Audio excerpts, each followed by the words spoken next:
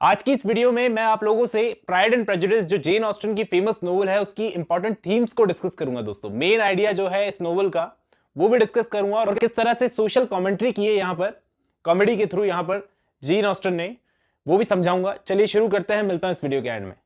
अगर आप ऊपर से इस नोवेल को पढ़ते हो तो आपको एक सिंपल सी लव स्टोरी लगती है ये प्राइड एंड प्रेजुडिस, लेकिन अगर आप थोड़ा सा गहराई में जाओगे तो आपको पता चलेगा कि जेन ऑस्टन ने कितनी सोशल कमेंट्री की है इसमें।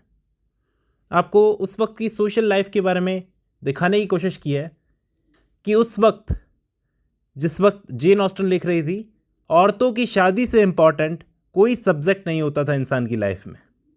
उस वक्त शादी के मामले में लड़कियों की पसंद नहीं पूछी जाती थी कि तुम्हें ये लड़का पसंद है या नहीं, बल्कि जहाँ पर हमने तय कर दिया वहीं पर शादी हो रही है। दुनिया में आज भी कई हिस्सों में ऐसा होता है कि लड़कियों की पसंद नहीं पूछी जाती। अगर घर वालों ने अच्छी सोशल स्टैंडिंग वाला और पैसे वाला लड़का ढूंढ लिया तो उससे बेटर कुछ नहीं हो सकता। तुम्हें ये पसंद है या नहीं, इस बात से कोई फ़र्क नहीं पड़ता, वहीं शादी करनी पड़ेगी तुम्हें। अगर उस सोसाइटी में आप एक औरत बन के पैदा हो गए तो अपनी इच्छाएं तो भूल जाओ। सबसे पहले सोशल सिक्योरिटी पकड़ो कि माँ बाप जो बोल रहे हैं वही मानो। तुम अपने बारे में उतना बेटर नहीं जानती जितना तुम्हारे माँ बाप जानते हैं। और अगर आपको ऐसा लगता है कि मैं अगर अच्छी फैमिली में शादी ना भी करूँ तो क्या फ़र्क पड़ जाएगा, मेरे माँ बाप की प्रॉपर्टी मुझे मिल जाएगी, तो जेन ऑस्टन ने इसको भी साफ कर दिया कि आपके माँ बाप की प्रॉपर्टी भी आपको नहीं मिलेगी, मिलेगी उस आदमी को जो आपकी फैमिली के साथ में रहता भी नहीं है। अगर आप बेटियां पैदा हो गए अपने माँ बाप के घर में, अगर बेटा नहीं है तो किसी पड़ोसी कज़न को दे दी जाएगी आपकी माँ बाप की संपत्ति, लेकिन आपको कुछ नहीं मिलेगा। आपको काम करने, पढ़ाई करने के लिए प्रोत्साहित नहीं किया जाएगा और ना ही फैमिली के किसी मामले में आपकी राय पूछी जाएगी। बस आपको सोशली अगर ऊपर उठना है तो शादी ही एक ऑप्शन है। अगर आप अच्छी फैमिली में ब्याह गए तो समझ लो कि आपकी ऐश ही ऐश है। जैसे शैलोट जैसी औरतें इस चीज़ को साबित करती है, जो एलिजाबेथ की फ्रेंड थी ना शैलोट, ऐसी औरतें इस चीज़ को साबित करती है कि सिर्फ सिक्योरिटी के लिए शादी करनी चाहिए। दूसरी तरफ एलिजाबेथ जैसी लड़कियों को बेवकूफ़ समझा जाता है, जो लड़कियां फाइनेंशियल लग्जरीज के लिए अपनी आज़ादी का सौदा नहीं करती। तो मैरिज सबसे पहली और सबसे इम्पॉर्टेंट थीम है यहाँ पर। अगर आप मैरिज के बारे में लिखोगे कि शादी उस वक्त कितनी इंपॉर्टेंट चीज़ थी और अच्छी फैमिली में शादी होना बहुत इंपॉर्टेंट चीज़ थी, तो यहाँ पर आपको नंबर मिलेंगे। यहाँ पर दूसरी चीज़ है प्राइड, यानी गर्व। यहाँ पर मैं घमंड नहीं बोल रहा हूँ, प्राइड बोल रहा हूँ। गर्व, अभिमान। अभिमान हर किसी को होता है। ये एक ऐसी चीज़ है जो सब में कहीं ना कहीं पाई जाती है। किसी ना किसी चीज़ का हमें अपनी लाइफ में घमंड होता है, कोई इससे बच नहीं सकता। यहाँ पर जेन ऑस्टन ने इस बात को साफ किया है। कैसे? इस गलतफहमी मत रहना कि यहाँ पर प्राइड सिर्फ हमारी कहानी के हीरो डर्सी के अंदर है। नहीं, सिर्फ डर्सी के अंदर प्राइड नहीं है, कहीं ना कहीं एलिजाबेथ में भी प्राइड तो था ही। आप पूछोगे कहाँ था?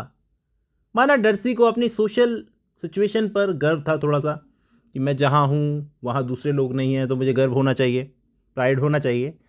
लेकिन एलिजाबेथ को भी कहीं ना कहीं गर्व तो था ही। उसे एक अभिमान था कि मैं लोगों को परखने में कभी गलत नहीं हो सकती।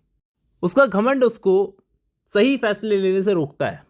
ये बात तब साबित होती है जब उसके सामने उसे सबूत भी मिल जाते हैं कि डर्सी वैसा बिल्कुल नहीं है जैसा वो सोच रही थी, लेकिन तब भी लंबे टाइम तक वो अपनी राय बदलती नहीं है, अपनी राय में कोई संशोधन नहीं करती, क्योंकि उसका जो अभिमान है वो उसे फ्यूल दे रहा था कि तुम गलत हो ही नहीं सकती। मतलब पहले जब मैंने एक इंसान को गलत परख लिया तो वो बाद में सही कैसे निकल सकता है?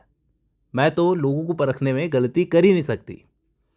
मैं आपसे एक सवाल पूछता हूँ, अगर वो लोगों को परखने में इतनी ही सही होती तो कैसे कहानी की शुरुआत में विक्रम जैसे धूर्त इंसान पर उसे भरोसा हो गया? कैसे वो इंसान पसंद आ गया इसको? कारण साफ है कि उसका गर्व, उसका अभिमान उसे ये बात मानने ही नहीं दे रहा था कि कभी कभी वो गलत भी हो सकती है लोगों को परखने में। ज़रूरी नहीं कि वो 100% एक्यूरेट सही निकले लोगों को परखने में। तो यहाँ जेन ऑस्टन ने ये बात साफ की है कि कोई भी इंसान अपने अभिमान से बच नहीं सकता। किसी ना किसी चीज़ का हर किसी को अभिमान होता है। किसी को परखने का अभिमान होता है, किसी को कम बोलने का अभिमान होता है, किसी को पैसे का होता है, किसी को किसी चीज़ का होता है। इंसानों में इसको कंट्रोल करने की एक पावर ज़रूर आ जाती है। हाँ, ये मैं कहूँगा कि इंसानों में इस अभिमान को कंट्रोल करने की एक पावर आ जाती है अगर आपको सही तरीके से बड़ा किया जाए तो। लेकिन पूरी तरह से ये खत्म हो जाए ऐसा हो ही नहीं सकता। प्राइड एक थीम है, आपको ध्यान में रखना है। नेक्स्ट इस नोवेल की जो थीम है वो है क्लास। क्लास बहुत इंपॉर्टेंट थीम है दोस्तों। मैरिज और प्राइड से भी बड़ी थीम मैं मानूंगा क्लास, जिसका सारा रोड़ा मचा हुआ था इस नोवेल के अंदर। क्लास एक ऐसी चीज़ होती है जो सबको पता होती है कि मैं कौन सी क्लास से हूँ। सारे लोग समाज में अपनी जगह जानते हैं। बेनेट फैमिली जमींदारों की फैमिली थी, आपको पता है। बेनेट फैमिली जिनमें 5 बेटियां थी वो जमींदारों की फैमिली थी, लेकिन फिर भी उन लोगों के पास में पैसा नहीं था। वो जानते थे इस बात को, अमीरों से जितनी भी दोस्ती वो लोग बना लें, लेकिन रहेंगे वो वहीं जहां वो हैं। मिस्टर कॉलिंस ये एक बहुत अच्छा एग्जाम्पल है। क्लास को अगर आप लिखना चाहते हो तो मिस्टर कॉलिंस जो इनका कज़न था, इनके पास में आया था। ये एक ऐसा कैरेक्टर है जिसे लेडी कैथरीन के तलवे चाटने पड़ते हैं, क्योंकि उस औरत ने इसे मामूली से मर्चेंट के बेटे से एक क्लर्जीमैन बनने में मदद की थी, और आगे भी वो जानता है बहुत कुछ देगी औरत।